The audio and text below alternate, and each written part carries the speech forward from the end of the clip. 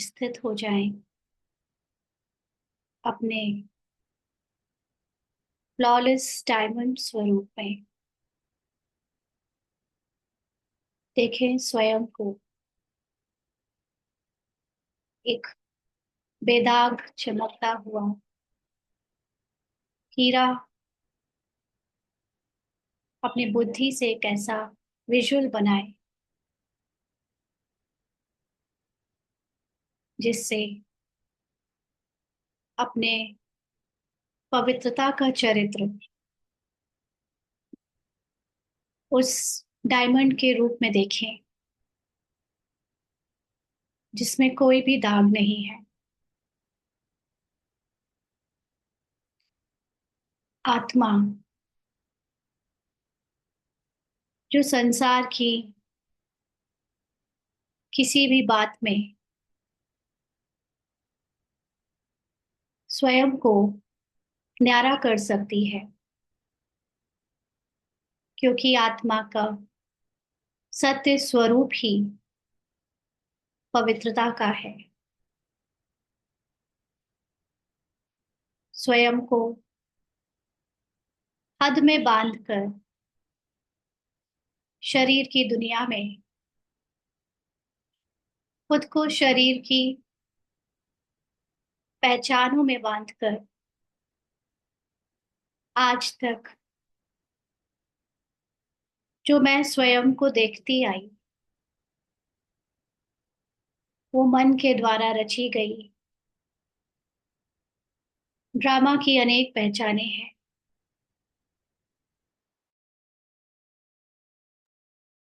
उन पहचानों में कहानी है, इमोशंस है, अटैचमेंट है, फीलिंग्स है, और इन सब के कारण मन को अपनी ही कहानी में अलग अलग परिस्थिति अनुसार अलग अलग भावनाओं से गुजरना पड़ता है। जब खुद को किसी रिश्ते में बंधा देखता है तो उस रिश्ते से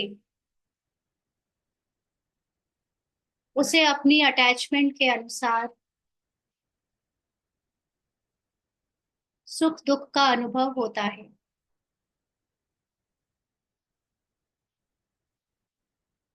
कहानी में अगर कोई रिश्ता कोई हिसाब किताब के लिए बना है तो उससे अशांत और दुखी भी होना पड़ता है। और अगर कोई रिश्ता सुख का प्रतीत भी होता है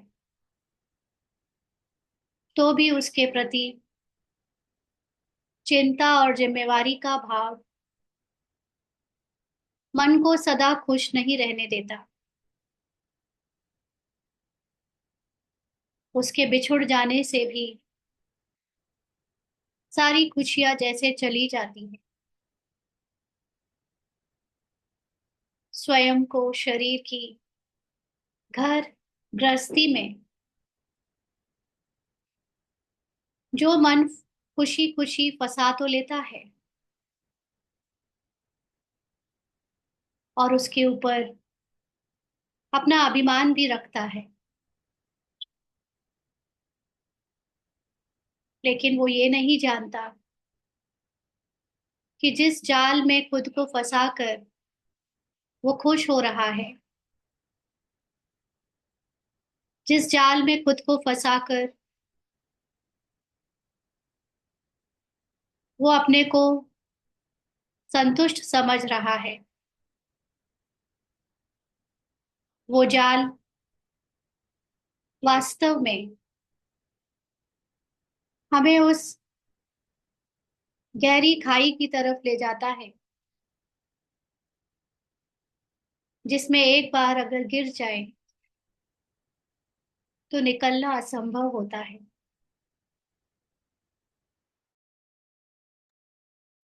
आत्मा जो स्वतंत्र है उसका मन जब कहानी से अपनी पहचान बनाकर उसके बनाए हुए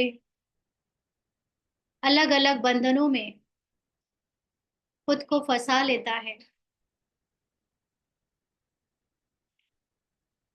तो फिर वो मुक्ति और जीवन मुक्ति के लिए तरसने लगता है। संसार की ये कहानी परिवर्तनशील है, सदा बदलती आई है, आगे भी बदलती रहेगी। मन के द्वारा रचे गए अनेक भावनाएं सभी के प्रति बदलती आई है और बदलती रहेंगी। रोल में जो भी अभिनय मिला है वो भी बदलता आया है और फिर बदलेगा। लेकिन जब मैं स्वयं को उस गृहस्थी में फंसा लेती हूँ, गृहस्थी माना सिर्फ शरीर का परिवार नहीं, गृहस्थी का अर्थ है इस देह और देह का विस्तार, जिसमें संकल्प, विकल्प, संस्कार, भावनाएं, फीलिंग्स, सेंसेशन, सब कुछ आ जाता है। आत्मा जब अपने सत्य को बुलाकर इस मन के द्वारा रचे हुए संसार में खुद को फंसा लेती है, तो वो इसी को सच समझने लगती है और तब उसके द्वारा किए गए अनेक कर्म उसको बांध देते हैं, उसको ही उसके जाल में फंसा देते हैं।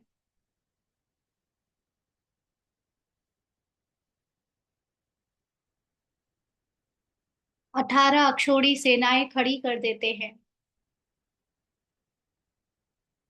जिसमें मन, बुद्धि और संस्कार संसार में ही फंसे रहते हैं। संसार को सत्य मानकर उसके युद्ध में खुद को उलझा हुआ पाते हैं। ऐसे में परमात्मा के द्वारा दिव्य बुद्धि मिलने से उस आत्मा की जब तीसरी आंख खुलती है, तो उस तीसरी आंख से मुझे सत्य दिखना शुरू हो जाता है। ज्ञान की बुद्धि से मैं संसार के मन, बुद्धि और संस्कार को अपने सत्य से अलग कर पाता हूँ। साक्षी होकर खेल को देखता हूँ।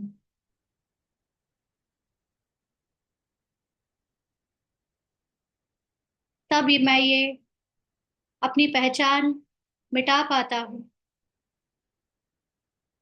कि संसार में जो चल रहा है वो मुझसे अलग है, वो पूरी तरह से कहानी है,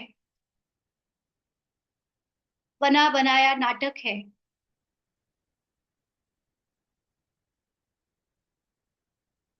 ऐसे में मैं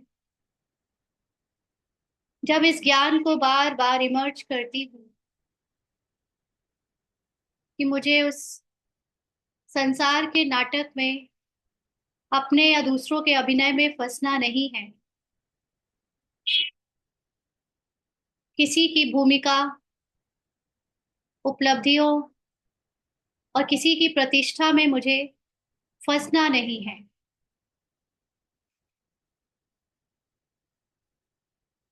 ना ही मुझे मेरे रोल की उपलब्धि और प्रतिष्ठा में कोई अभिमान होता है। जो कुछ भी शरीर के द्वारा कमाया, चाहे वो रिश्ते हो, संपत्ति हो, चाहे वो समस्याएं ही क्यों ना हो, कुछ भी मेरा नहीं। कहानी में रोल को मिला है, तो रोल को उससे कैसे पार करना है, ये भी कहानी में पहले से लिखा हुआ है। अपने आप होगा, ऐसा निश्चय मुझे शरीर की गृहस्थी से न्यारा कर देता है। स्त्री पुरुष का भान, शरीर के उम्र का भान, शरीर के जान, परिचय, संपर्क का भान, फैमिली का भान, ये सभी गृहस्थी से मैं परे हो जाता हूँ।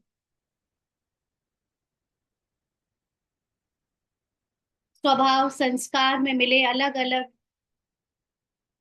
चरित्र के भान से भी मैं अलग हो जाता हूँ, न्यारा हो जाता हूँ। सबका अलग अलग स्वभाव संस्कार कहानी अनुसार मिला है। मैं उसमें डूबता नहीं, मैं तो अपने सत्य में स्थित रहता हूँ,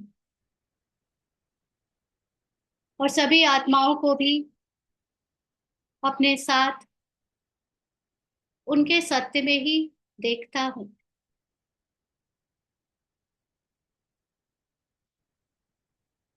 पूरा संसार जब मुझे अपने अंदर दिखना शुरू हो जाता है, हद के सभी बंधन मेरे मन के बनाए हुए हैं, ये निश्चय हो जाता है। तो आत्मा की शक्ति से, शुद्ध ज्ञान की शक्ति से मैं सभी बंधनों को ज्ञान की ज्वाला में जलाकर उनसे मुक्त हो जाती हूँ।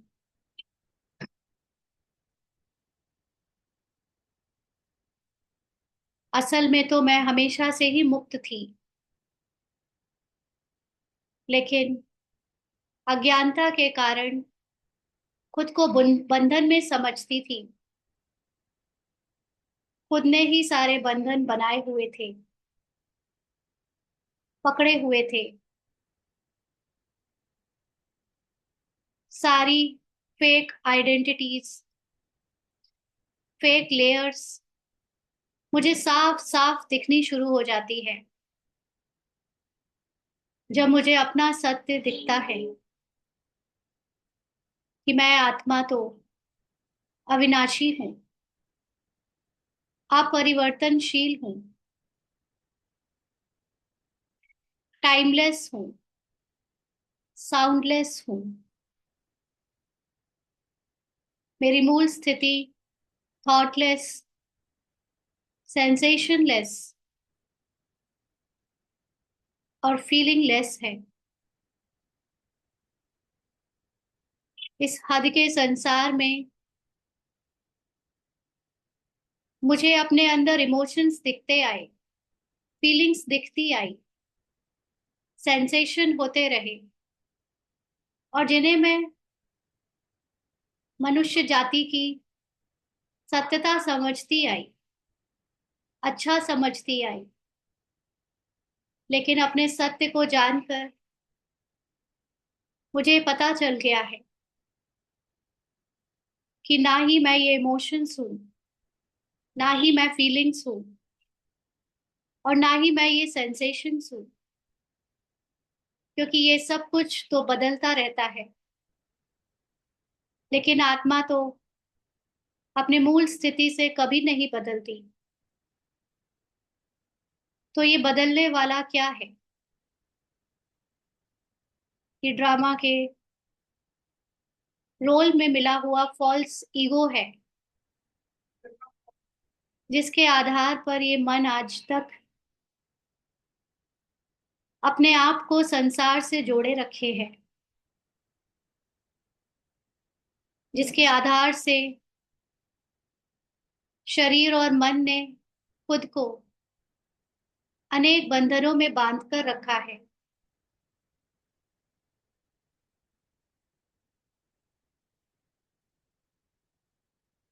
ये जान लेने के बाद भी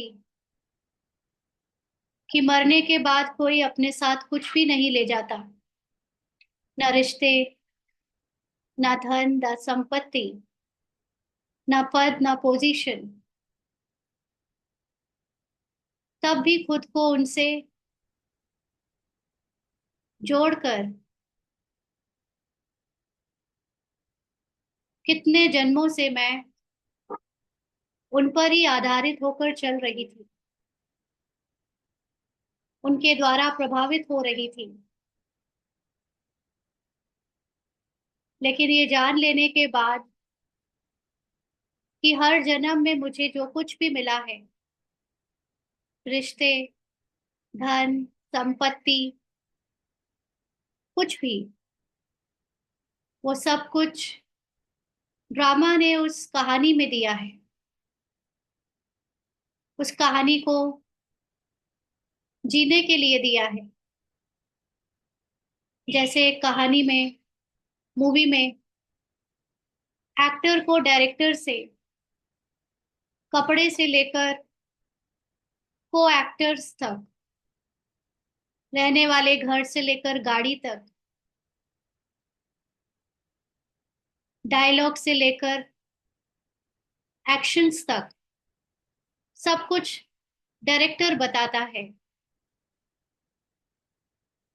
वैसे ही मुझे भी हर कहानी में, हर जन्म में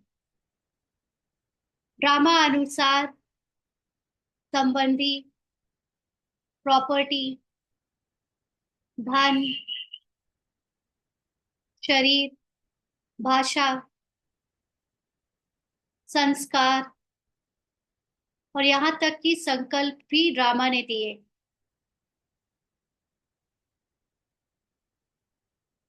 हर कर्म ड्रामा के अनुसार हुआ। मैं आत्मा तो सदा ही फ्लॉलेस डायमंड हूँ। मुझ आत्मा का कुछ भी नहीं बिगड़ता। ड्रामा अनुसार मुझे अलग अलग चरित्र से गुजरना पड़ता है।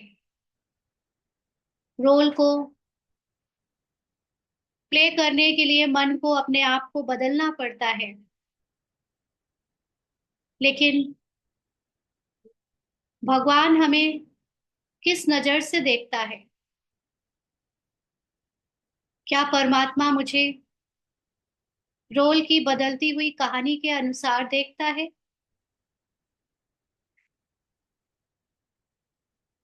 क्या मैं रोल की बदलती हुई कहानी के अनुसार मेरा सत्य स्वरूप भी बदलता है? परमात्मा तो मुझे मेरे सत्य 7 गुणों में देखता है।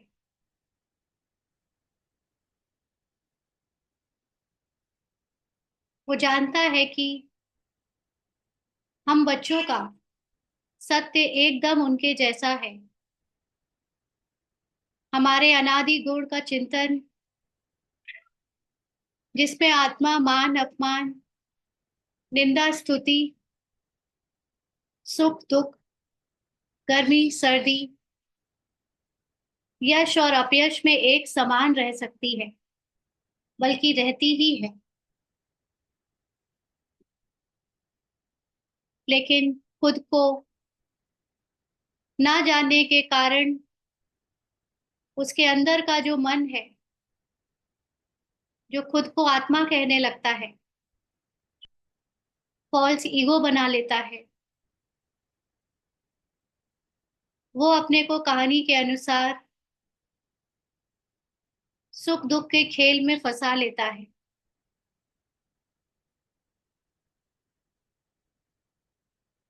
अब मैं जान चुकी हूँ कि मैं आत्मा अपने शरीर की कहानी से पूरी तरह अलग हूँ, सभी लेबल से पूरी तरह अलग हूँ। मेरी सच्चाई बिल्कुल मेरे पिता की तरह है। जैसे बाबा एक दृष्टा होकर, ऑब्जर्वर होकर हम सभी आत्माओं के रोल को देखता है, ड्रामा से न्यारा रहता है, ड्रामा में अपना पार्ट प्ले करते हुए भी उससे मुक्त रहता है, वैसे ही मैं आत्मा भी बाप समान अपने परम धाम की स्थिति में, अपनी मूल स्थिति में उनके साथ कंबाइंड होकर सारे संसार के खेल को न्यारे होकर देखती हूँ, सभी गृहस्थी से न्यारी होकर अपने सत्य स्थिति में स्थित रहती हूँ।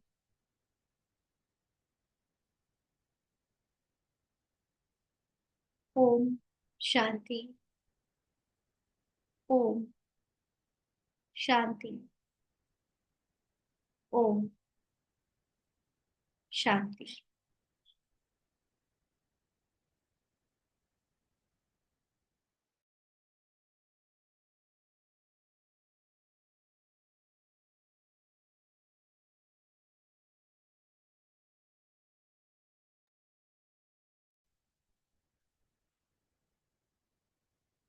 ओम शांति।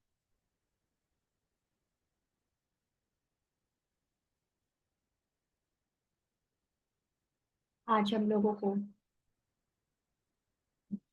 आपके कुछ क्वेश्चन आंसर्स अगर हैं तो डिस्कस करने थे।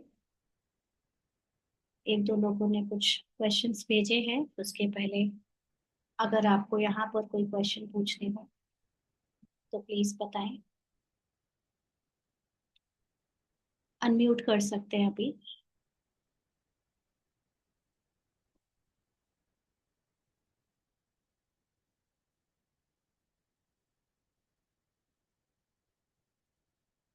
हाँ जी, किसी को पूछना है?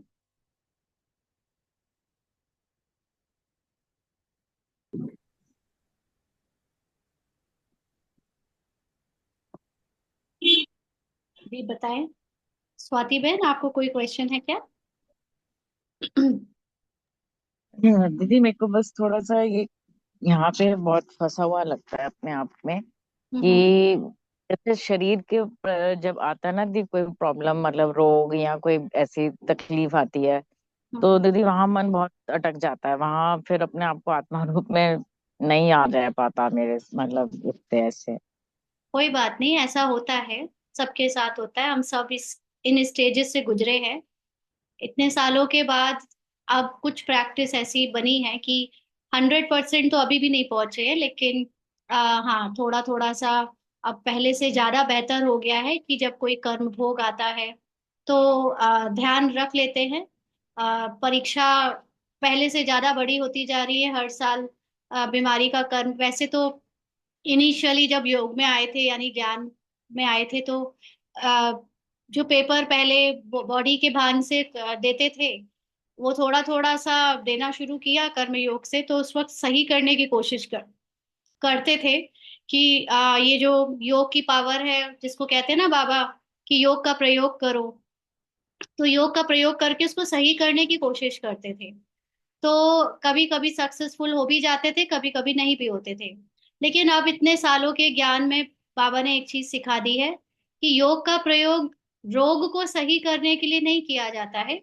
योग का प्रयोग अपनी आत्मा में स्थित रहने के लिए किया जाता है।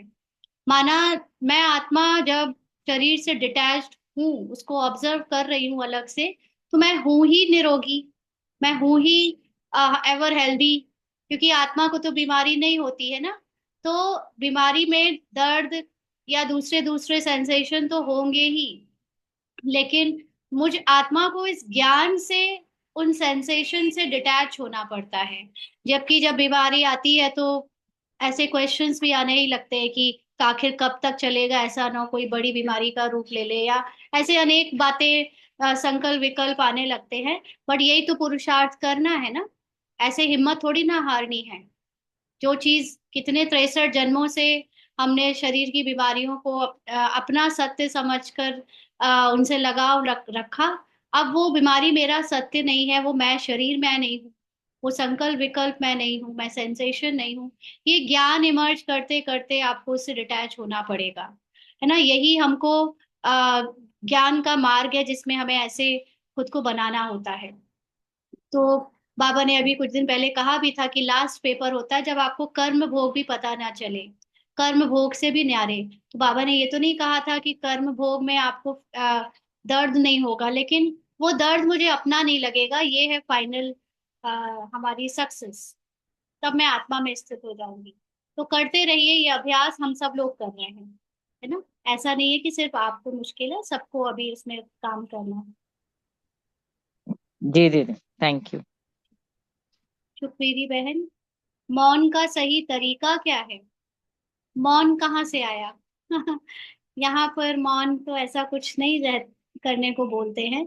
मौन तो होता है मेन बात मन का मौन ना, ऊपर से मौन होना, कई लोग ये हठ योग में आ जाता है।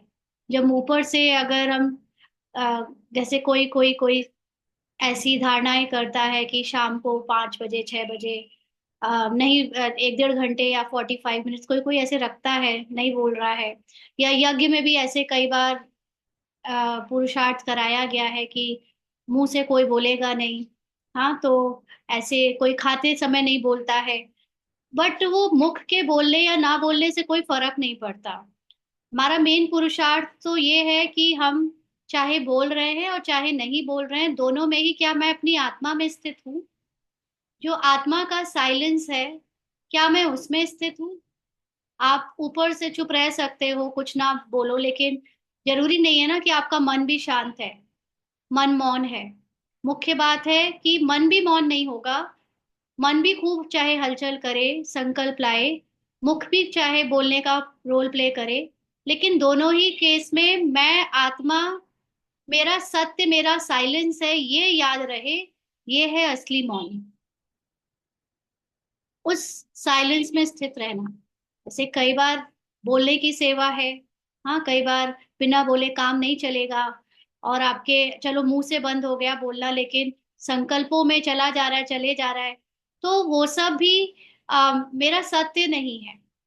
ये जो संकल्प आ रहे हैं इतने, वो मेरा सत्य नहीं है, मैं अपनी साइलेंस में स्थित हूँ, मैं उन संकल्पों को भी चढ़कर उनसे पार हो गई, उसको कहते हैं उससे डिटैच हो जाना, है ना। तो वो साइलेंस में स्थित होना, अपने आत्मा के साइलेंस में, उसको रियल मौन कहेंगे। बाकी प्रैक्टिस के लिए, अभ्यास के लिए तो विधि है, तरीके हैं। जब तक आप आत्मा के साइलेंस को प्रैक्टिकली अनुभव नहीं कर रहे हो, तब तक आप ये वाले साइलेंस का एफर्ट कर लो, अभ्यास कर लो जो मुंह से किया जाता है। हाँ, लेकिन उसका बहुत ज्यादा अ, असर नहीं पड़ता है। मेन तो बात है ज्ञान से अपने सत्य में साइलेंस में स्थित होना। मन के मौन से भी ज्यादा दीदी आत्मा का मौन, राइट। आत्मा का साइलेंस ही तो ट्रुथ है ना, उसी में हमें पहुंचना है। विकल्प संकल्प यही तो होता है कि जो हम सोच में जब विकारों वश हो जाते हैं, माना देह भान में जो भी हमारी कहानी चल रही है उसके संस्कार संकल्प हमारे ऊपर अटैक करते हैं, तो उस पर भी जीत पा लेना, उसको कहते हैं विकल्पों पे भी जीत पाना। हम्म? आत्मा की साइलेंस में बाबा की टचिंग होती है, हाँ। आत्मा की साइलेंस में एक्चुअली बाबा की टचिंग होती है, ये भी कह सकते हो, या आत्मा की साइलेंस में ड्रामा में जो होना है वही टच होता है। वैसे हम लोग कितने थॉट्स करते हैं, एक काम को करने के लिए 10 बार सोचेंगे, 50 चीजें सोचेंगे, तब कोई एक चीज होती है, और जो होनी होती है वही एक्चुअली पहले से फिक्स्ड भी थी। हम जानते हैं कि ड्रामा में जब हर चीज फिक्स्ड है तो वो चीज ही होगी, चाहे हम जितना सोच ले। लेकिन उसमें हमारी बाबा कहते हैं ना, थॉट एनर्जी दोनों चीजें वेस्ट होती हैं। लेकिन जब हम आत्मा की साइलेंस में स्थित हो जाते हैं तो वही चीज होती है जो बस होनी होती है, वही संकल्प आता है जो होना है। तो हमारी थॉट और एनर्जी और टाइम सब बच जाता है। तो इसीलिए जब हम ये सोचते हैं कि कई बार कहीं हमें डिसीजन लेना है, निर्णय करने की शक्ति, ये करे या वो करे, तो आप सिर्फ अपनी आत्मा में स्थित हो जाओ, ऑटोमेटिकली जो होना होगा वो होगा, इस बात पे निश्चय करके आप तो सत्य में स्थित हो जाओ, तो आपके रोल में भी राइट डिसीजन ले लिया जाएगा। उसको कहते हैं कि आपके अंदर परखने और निर्णय करने की शक्ति आ जाती है ना। फिर हमको डिसीजन मेकर नहीं बनना पड़ता है, ज्यादा थॉट नहीं चलाने पड़ते हैं। बस एक थॉट कि मैं बाबा के साथ अपनी निराकारी स्थिति में, अपने साइलेंस में स्थित हो जाऊं, फिर ड्रामा अनुसार जो होना है वो राइट होगा। ठीक है। हाँ जी। और किसी को पूछना है? दीदी, हाँ जी, बताएं। दीदी मेरी एक रिक्वेस्ट है आपसे कि दीदी जैसे आप एक्सप्लेन करते हैं काफी मतलब उस तक समझ आता है दीदी, पर मतलब कि अगर आप थोड़ा एग्जांपल्स के साथ कर पाए दीदी तो मतलब इट विल बी मोर मतलब इजी टू अंडरस्टैंड मतलब। एक्चुअली हाँ, जहाँ पर एग्जाम्पल्स इसको याद आ जाते हैं तो ये दे ही देती है एग्जाम्पल्स। बट कहीं कहीं पर सिर्फ अंडरस्टैंडिंग ज्यादा रहती है, क्योंकि वो एग्जाम्पल्स इमीडिएटली नहीं याद आते। एग्जाम्पल्स में जाने का मतलब फिर वो बहुत विस्तार हो जाता है ना। तो ओके दीदी। कोशिश कोशिश रहती है। अब कोई चीज क्योंकि बाबा इसको प्रेजेंट में रहना सिखा रहा है ना, हम सबको प्रेजेंट में रहना जी सिखा रहा है। तो एग्जाम्पल्स में जाने का मतलब कि बार बार पास्ट में जाना, क्योंकि हम अपने ही लाइफ का एग्जाम्पल ले सकते हैं या अपनी नॉलेज में जो हमने कोई कहानी बना सकते हैं ऐसे ही अनुभव बेस पर। तो बाकी तो कोशिश रहती है, बाकी बाबा जैसे समझाता है तो ये समझाती जाती है ना। कोशिश होगी हाँ जी बाबा। दीदी, जैसे आपने भी एक कई बार बार ना बताया था अभी एक कि चीज और अभी ऐड आपने। करूंगी कि जब जी। आपने कोई चीज पहले से सुनी रखी होती है और फिर वो आपकी लाइफ में जब घटना घटती है वैसी रिलेटेड, तब आपको टचिंग होती है, अच्छा ये वो बात कहती थी और इसका मतलब ये होता है ऐसे, है ना। मुझे याद है आज भी एक बार जब इसका पुरुषार्थ बहुत अच्छे से नहीं, मतलब ठीक था अपने उस टाइम पे, आज से 4-5 साल पहले करीब। तो इसको याद है, ये सिस्टर शिवानी की जब क्लास सुनती थी तो उसमें इसने एक बार एक बात सुनी थी उनके मुख से कि आपको जब भी बाबा से कोई डिसीजन लेना है, कोई बात पूछनी है, तो आपको अपनी तरफ से बाबा को आइडियाज नहीं देने चाहिए कि ये करूं या वो करूं। आपको सिर्फ बाबा के साथ बैठ जाना चाहिए, बाबा आपको राइट चीज टच करेगा। तब ना इसको ये चीज समझ में नहीं आती थी, क्योंकि ना ही इतना समर्पण बुद्धि थी। क्योंकि लगता था कि अभी मुझे डिसीजन लेना है तो ये लगता था कि मैं ही करता हूँ, मुझे करना है, तो मुझे जो ऑप्शंस पता है उनमें से ही तो बाबा बताएगा। तो ये पर्ची निकालने का काम करती आई इतने दिन तक, बाबा से जो भी किया वो पर्ची निकाल कर पूछ कर किया। फिर जब अब पुरुषार्थ में बाबा ने अंडरस्टैंडिंग क्लियर की, तब इसको एक्चुअली ये बात अब समझ में आती है कि अब मैं आत्मा में निश्चित हो अपने आप को निश्चय कर लेती हूँ। और अब मैं बाबा को कोई ऑप्शंस नहीं देती हूँ कि ये करूँ कि वो करूँ, है ना। तो अब जो होना होता है वो हो ही जाता है और वो बिल्कुल परफेक्ट होता है। तो वो इस चीज की बात कर रही थी, समर्पण बुद्धि की, बट एक्चुअली में उनका वो पुरुषार्थ होगा तो उन्होंने उस हिसाब से एग्जाम्पल दिया, लेकिन बताया समझाया। बट हम जब तक उस स्टेज तक खुद नहीं पहुंचते हैं तो हमें वो चीजें समझ में नहीं आती। हम नहीं उसको अग्री कर पाते, फिर जब हम उस रास्ते से निकल रहे होते तब याद आता है, अच्छा ये बात मैंने उनसे सुनी थी कभी और ये कह रहे थे वो, इसका मतलब ये था, है ना। तो इसीलिए अभी ज्ञान आप लेते चलो, कभी ना कभी वो आपका अनुभव बन जाएगा तो आप ही एग्जाम्पल बन जाओगे। ठीक है जी, थैंक यू दीदी। जी। ओम शांति रूपाली बेन। हाँ जी, करने को है। दिस इज पैम हूँ। कल आपने समझाया कि अभी टाइम है कि हमें अपने सूक्ष्म शरीर को छोड़ना है ताकि हम फिर कर्मातीत बन जाएं। तो अभी वो जो प्रोसेस है, क्योंकि वो जो सारा जो माइंड एंड इंटेलेक्ट के अकॉर्डिंगली, उसका थोड़ा सा एक्सप्लेन करो कि कैसे वो करना है, व्हाट इज इट, के हमारी प्रैक्टिस कैसी होनी चाहिए। तो आपने मुरली में आया था ना, आई थिंक आइदर मुरली और द क्लास, कि कैसे वो करना है, सूक्ष्म शरीर को कैसे छोड़ना है, क्योंकि हम तो सूक्ष्म शरीर के साथ हम सूक्ष्म वतन में जाते थे, हैं, देखिए मनसा एक्चुअली, सेवा करते हैं। हम्म, थैंक यू। सूक्ष्म शरीर हमें नहीं छोड़ना है, ये भी तो एक करना हो गया ना, ये भी तो एक एक्शन हो गया, और हम उसके कर्ता बन गए।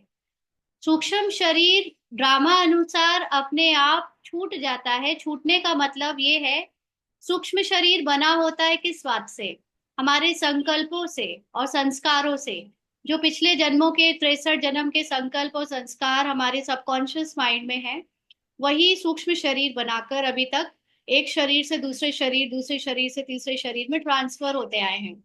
अब ये हम सबका आखिरी जन्म है, तो इस जन्म में बाबा हमारे मन को वापस सतो प्रधान बना रहा है, क्योंकि सूक्ष्म शरीर बनता है मन से।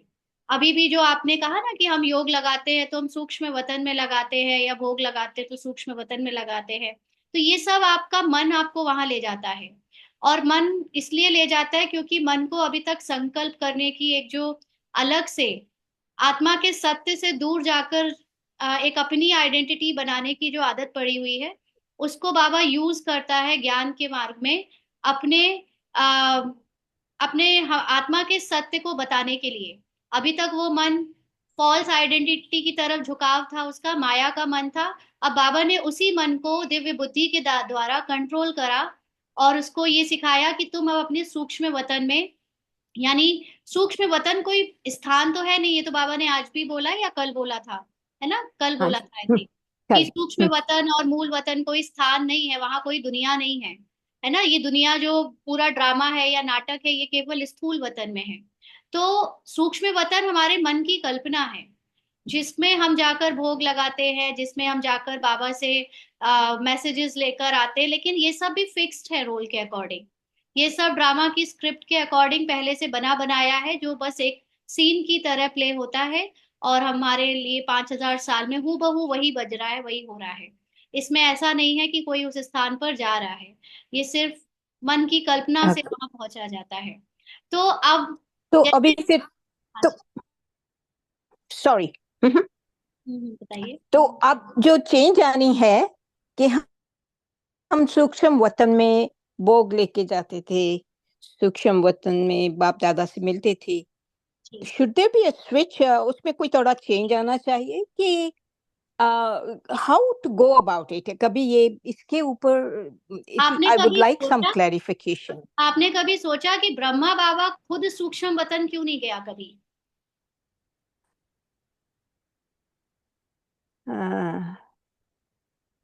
मगर बाबा अभी तो कह रहे हैं कि बाबा सूक्ष्म वतन में है, नहीं, जब तक बाबा वो साकार में डिफरेंट है। था, आपने शायद पुरानी क्लासेस में मिस कर दिए ये पॉइंट्स, कि ब्रह्मा बाबा जब खुद साकार में था तो वो हम्म। बच्चों को भेजता था सूक्ष्म वतन का मतलब कि भोग लगाने या कोई मैसेज लाने, या वहां पर भी अगर गुलजारदारी को जो बाबा दिखे वो कंप्लीट कर्मातीत बाबा दिखते थे, जो कि बहुत ही ब्राइट लाइट के थे, और नीचे साकार में बाबा की वो ब्राइट लाइट नहीं दिखती थी।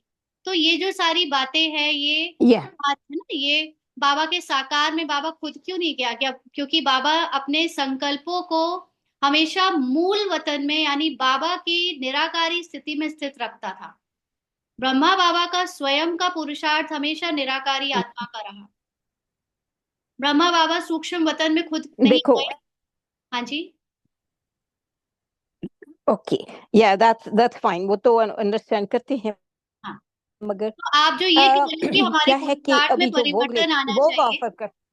है ना, आप ये कह रहे हो ना भोग ऑफर के लिए या कुछ, हाँ, तो आपने दैट्स व्हाट शायद, आई एम थिंक। या हाँ, यही मैं पूछ रही। हाँ, तो देखिए अभी हम लोगों ने आई थिंक एक क्वेश्चन आंसर के राउंड में डिस्कस भी किया था, जहां शर्मिला बहन ने क्वेश्चन पूछा था भोग के बारे में भी। तो बेसिकली भोग ऑफर करने का मतलब, सबसे पहली बात, कि भोग क्या है? भोग स्थूल चीज है या भोग सूक्ष्म चीज है? ये तो स्थूल चीज है। और भोग को लगाने वाला कौन है? स्थूल है या सूक्ष्म है?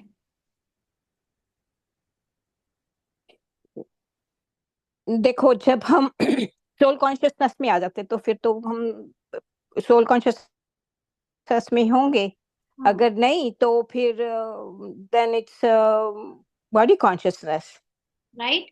तो बाबा तो है ना? अभोक्ता है, बाबा अभोक्ता है, बाबा नहीं खाता। अभी कल ही किसी ने एक हम्म। भेजा था एक फोटो में भोग के बारे में भी, कि बाबा कहता है नहीं, फोटो नहीं थी, एक वीडियो आया था यूट्यूब में जिसमें बाबा की मुरलियों की आते हैं, तो उसमें बाबा ने कहा कि तुम चाहे 36 प्रकार के व्यंजन लगाओ, चाहे 108 के व्यंजन लगाओ, मैं तो भासना नहीं लेता। तुम कोई बहुत बहुत बहुत पवित्रता से बनाए तो मैं हल्की फुल्की भासना ले भी लूं, बाकी मुझे ये भोग भोग की कोई जरूरत नहीं। बाबा ने उसमें ऐसे कहा था। तो ये तो हमें हमारे अंदर जो भावना है भक्ति की, अज्ञानता की, कि हम अपने को देह समझकर खाने वाला समझते हैं, तो हम वो देह उस भोजन को पवित्र बनाते हैं और समझते हैं कि हम उसको खाकर अपना मन पवित्र कर रहे हैं। लेकिन जिसने सोल कॉन्शियसनेस को अपने अंदर अनुभव ही कर लिया है, माना जो एज अ सोल ही अब जीवन जी रहा है, उसको तो भोग में कोई आसक्ति ही नहीं है, उसको तो वो भोग स्थूल दिखेगा नहीं, वो एक केवल शरीर मात्र, शरीर के लिए शक्ति देने के लिए एक ऐसा पदार्थ दिखेगा जो कि बस शरीर को चला रहा है। बाकी उसको अपनी आत्मा के लिए उस भोजन में या भोग में कोई आसक्ति नहीं रह जाएगी कि वो उसको भी कुछ करे, क्योंकि अब एज अ सोल कॉन्शियस आपको हर चीज पवित्र ही दिख रही है। मैं आत्मा भी जब पवित्र हूं तो मेरे लिए चारों तरफ की हर चीज पवित्र है। तो वो बाबा का भोग लगाने का जो नियम शुरू हुआ है, उसके पीछे सूक्ष्म में ये एक भावना है बाबा की हम बच्चों से, कि तुम अपने आप को एकदम पवित्र बनाकर, जिसमें कहते हैं गृहस्थी से भी न्यारा बनाकर, किसी चीज को भी यूज करो तो ऐसे यूज करो कि वो तुम्हारा नहीं है। राइट? तो जो हम खाना पीना बनाते हैं उसमें मैंपन खत्म हो जाए, इसलिए बाबा भोग लगाने के लिए कहता है, क्योंकि उसमें मेरा धन लगा, मैंने बनाया, या मैं पत्नी या मैं किसी का कुछ शरीर के भान में बनाते हैं। तो बाबा कहते हैं कि तुम मेरे सामने रखो और उसको सूक्ष्म वतन में लाओ और ये समझो कि ये पवित्र हो गया है मेरी किरणों से। बट जो खुद बाप समान स्थिति में स्थित होकर खाना बना रहा है और जो निराकार आत्मा की स्थिति में स्थित है, उसको पता है कि ना ये घर मेरा है, ना ये धन मेरा है, ना ये भोजन मेरा है, ये तो सब कुछ मुझे एज अ मेहमान बाबा ने दिया, बाबा का है। तो वो उसके अंदर से वो ऑटोमेटिकली सब कुछ भोग लगा लगाया चल रहा है, जो कंप्लीटली अंदर से पहले से ही देह ओके, भान से सो मुक्त ये है। मेरा नेक्स्ट, हाँ जी। हाँ देखो, यही मेरा नेक्स्ट क्वेश्चन था कि अगर हम ऐसी बात है तो जब हम भोग लगाना भोग बनाना चालू करते हैं तो बाबा को इनवाइट करते हैं, तो कहते हैं कि बाबा ये सब आपके भंडारे में से है, इसको दृष्टि दो, तो सोल कॉन्शियसनेस में बनाते हैं। तो इज इट सफिशिएंट कि तो मुझे तो ऐसे लगता है कि भाई जब हम भोग बनाते हैं, कुकिंग करते हैं, तो वी स्टे इन साइलेंस, बाबा के साथ ऑन एंड ऑफ रहते हैं, तो that should be fine, that that ये अगेन यही नेसेसरी अगेन है। अगेन ये अपनी अपनी भावना की बात है। क्योंकि कई बार हम उसको जब फॉर ग्रांटेड ले लेते हैं कि हम शुरू से अंत तक बाबा की याद में बना ही रहे हैं, तो फिर हम ये सोच लेते हैं कि अब तो हमको बाबा को अगर भोग नहीं लगाना है, तो कहीं कहीं फिर हम वो ग्रेटिट्यूड मिस कर देते हैं, है ना? तो हाँ हाँ। भोग लगा के जो एक प्रथा है वो फॉर ग्रेटिट्यूड इसलिए अच्छी है, देखिए कंपल्शन कुछ भी नहीं है, लेकिन जस्ट एक ग्रेटिट्यूड के लिए वो अगर कर सकते हैं तो कर लेना चाहिए, करते रहना चाहिए। बाकी कुछ लोग फिर वो उल्टा उठा लेते हैं, अभी तक सोल कॉन्शियस नहीं हाँ बन हाँ। हुए हैं, ज्ञान में अभी उन्होंने वो समर्पणता नहीं लाई है, सब कुछ बाबा को नहीं सौंपा है, मैं और मेरापन अभी है भी अंदर, लेकिन ये आंसर जैसे ही सुन लेंगे तो तुरंत भोग लगाना छोड़ देंगे। ओके, दैट्स फाइन, बट इसलिए ये फिर चीज थोड़ा सा, ऐसा है तो इट्स बेटर। हाँ ये अपने अपने उसके ऊपर है, क्योंकि एक बार नहीं, आपने उस स्थिति में खुद को निश्चय कर लिया, ओके। फिर भोजन कपड़े बाकी, जैसे हमें याद है कि हमने पढ़ा है बाबा के बारे में कि बाबा के समय पर बाबा जो यज्ञ में बच्चे आते थे, उनको उनके लौकिक वालों के कपड़े नहीं पहनने देते थे। वो कहते थे कि आपको यज्ञ से जो मिलेगा बस वही पहनना, आप नहीं तो आपको उनकी याद आएगी। बट ये उस समय बाबा का जो ब्रह्मा बाबा के साथ पुरुषार्थी सोच थी कि हमें लौकिक वालों की याद आती है इसलिए हम उन्हें, बट हम लोग तो अब घर ही में रह रहे हैं ना, हम लोग तो पहनने में आ जाता है कभी एक दूसरे के कपड़े, तो ऐसा भी नहीं है कि हमें उनकी याद आती रहती है, हम तो हमेशा बाबा की याद में रहते चाहे जिसके कपड़े पहना दो। तो ये अपने अंदर से हमें चेक करना है कि हम एक्चुअली किस कॉन्शियसनेस में रहते हैं, है ना? तो सब कुछ एज इट इज ऊपर ओके, से स्थूल कॉपी कर वन, लिया है, इट डजंट मीन कि आप सोल कॉन्शियस हो।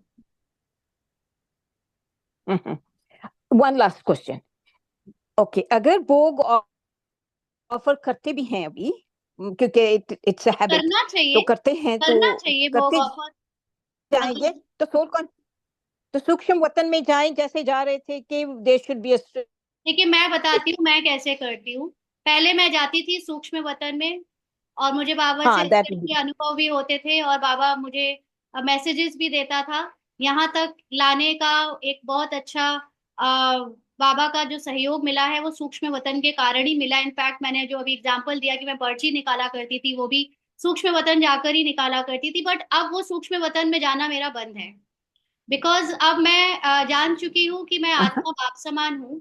तो जब मैं बाबा को भोग भी लगाती हूँ तो अब मेरे बाबा से यही बात होती है कि बाबा, मैं तो आपके जैसी अभोक्ता हूँ, अजन्मा हूँ, निराकार हूँ, मैं तो ये भोजन खाती नहीं। ये भोजन शरीर को ड्रामा अनुसार देने का है, इसलिए ये भोजन शरीर में ड्रामा अनुसार कहानी में बनाया गया है। और ये मैं ये भी जानती हूँ कि भोजन बिल्कुल पवित्र है, इस क्योंकि अब पवित्र बनाना नहीं है, क्योंकि बाबा ने कहा ना, जैसी वृत्ति वैसी सृष्टि। तो मैं अब देख ही रही हूँ दुनिया को पवित्रता की दृष्टि से। तो ये भोजन है ही पवित्र, क्योंकि अगर बाबा में पावर है किसी चीज को पवित्र बनाने की, तो बाबा ने हमको भी तो वो पावर दी है कि तुम भी जिसको देखो तो तुम भी पवित्र बना दो, अगर तुम सोल कॉन्शियस हो तो। ठीक, है ना? तो अब तो ये दैट्स ऐसी गुड, लगाती है कि थैंक बाबा, यू जी। आप और हम अभोक्ता है, ये रखा है भोजन और ये पवित्र है, दैट्स इट। हम आप स्वीकार करिए और लेके चल दिए, क्योंकि बाबा कहाँ खाता है, हम आत्मा भी कहाँ खाते हैं, तो सब खेल पाल है। Right, right, yeah, thank you जी, very good explanation, thank you बाबा। ओम शांति। और किसी को पूछना है? हाँ जी, अभी भारती बहन आपने क्वेश्चन कहा था कि सपने में कुछ विकल्प हो तो उसे भी बाबा को सौंपना है क्या? आत्मा कभी सोती नहीं तो वो भी मन में ही हुआ ना। एक्चुअली संकल्प जो भी सपने में सब कुछ चलता है, वो सब कुछ मन का ही है, मन का रचा हुआ। हमारे मन में जितनी 63 जन्मों में अभी तक स्क्रिप्ट रची है, वो सब मिला जुला कर ही सपने में हमारे अननोइंगली आता रहता है। तो जब जो चीज मन की रचना है, जो आत्मा का सत्य नहीं है, उस पर मुझे अपना कोई भी इंटरेस्ट दिखाना ही नहीं है। इसीलिए वो इंटरेस्ट बार बार वहां ना जाए, तो उसके लिए हम बाबा को सौंप कर उससे न्यारे हो जाते हैं। है ना? तो इसलिए जो भी सपना है या विकल्प है, संकल्प है, वो सब कुछ बाबा का है, ड्रामा का है, मुझे उसमें नो इंटरेस्ट। मेरा इंटरेस्ट केवल मेरे सत्य में होना चाहिए, दैट्स इट। ठीक है भारती बहन? और हाँ जी, और कोई पूछ रहा था?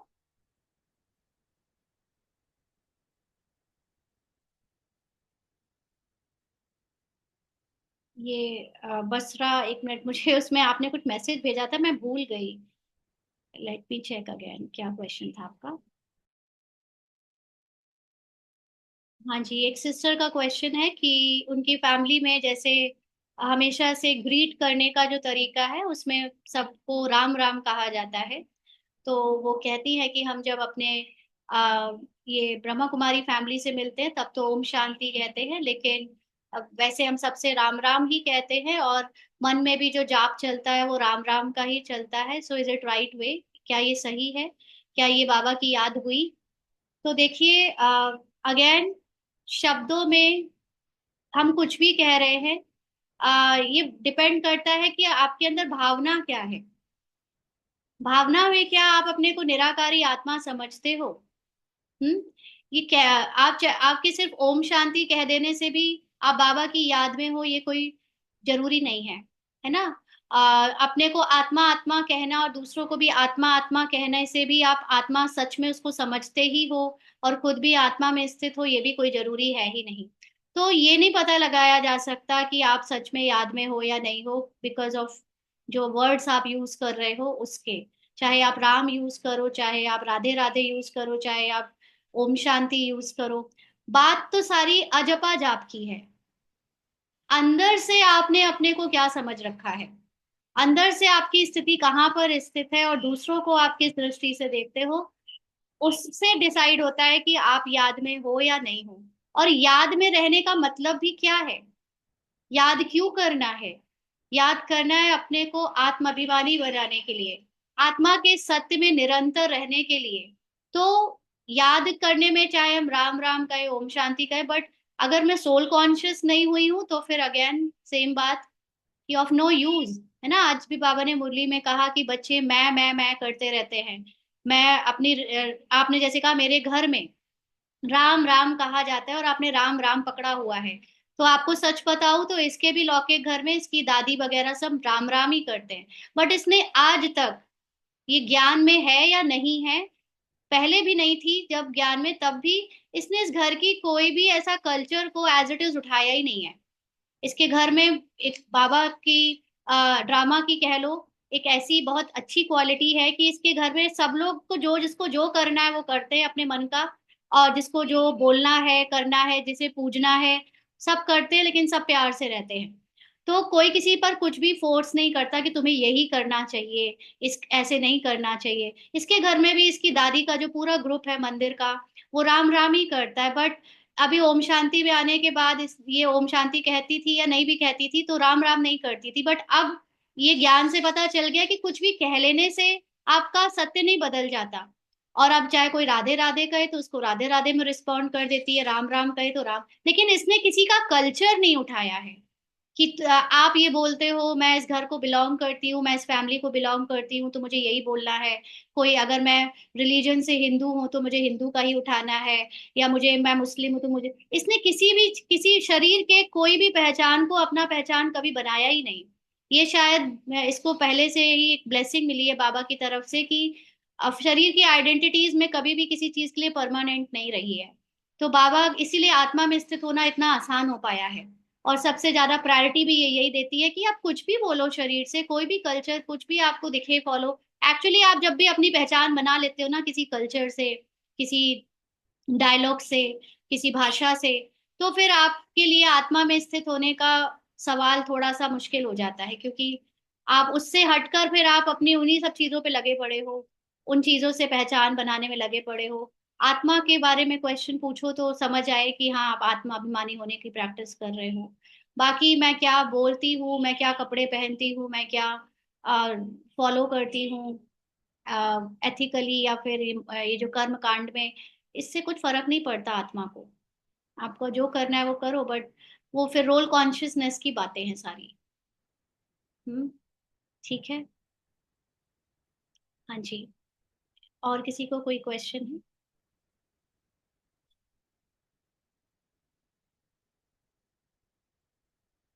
सब शांत हो गए हैं, बाबा मिलन की तैयारी हो रही है।